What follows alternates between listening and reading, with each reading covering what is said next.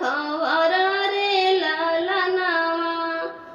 पाँचही बेड़ा बाबा बगिया लगावे, अरे बगिया में बैठे रखवारा रे लालनावा। घोड़ावा चढ़ल आवे दुल्हे कवन रामा, बहिया पकड़ बोले माई रे लालनावा।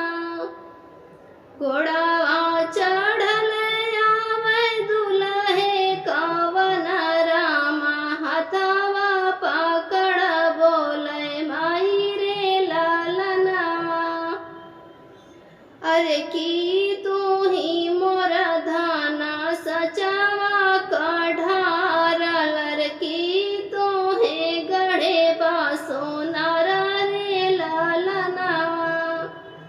अरे की तू ही मोरे धाना सचावा कढ़ारल, अरे की तू है गढ़े बासो नारा रे लालनावा। नहीं मोरे प्रभु हामा सचवा कढ़ारल, नहीं हमें गढ़े बा सोनारा रे लालनावा। नहीं मोरे प्रभु हामा सचवा के ढारल, नहीं हमें गढ़े बा सोनारा रे लालनावा। माता पिता जी जे जन्म दिए हैं, और सुरत बनाए भगवान रे लालनावा। अरे माता पिता जी जे जन्म दिए हैं, सुरत बनाए भगवान रे लालनावा।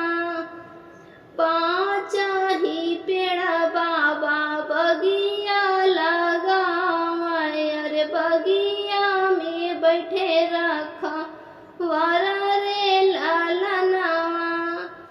अरे बगिया में बैठे रखवारा रे लालनावा। प्लीज़ दीदी लोग मेरा गीत कैसा लगा मुझे कमेंट करके बताएं और मेरे चैनल को सब्सक्राइब करें।